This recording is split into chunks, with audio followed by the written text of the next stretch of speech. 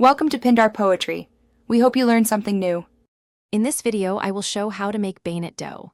First, let's gather our ingredients.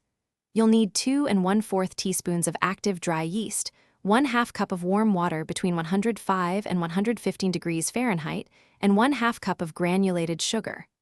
Also, prepare 1 teaspoon of salt, 2 large eggs, 1/2 cup of evaporated milk, and 4 cups of all-purpose flour. Now let's get mixing. In a small bowl, activate your yeast by dissolving it in the warm water with a pinch of sugar.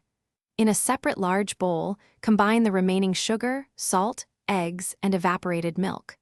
Gradually add the flour to the wet ingredients, mixing until a shaggy dough forms. Then, knead the dough for about 5 to 7 minutes until it becomes smooth and elastic. After mixing, it's time for proofing. Place your dough in a lightly greased bowl, cover it, and let it rise in a warm place for 1 to 2 hours or until it has doubled in size. Once risen, gently punch down the dough.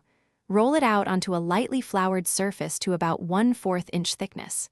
Finally, cut the dough into 2-inch squares or rectangles, ready for frying.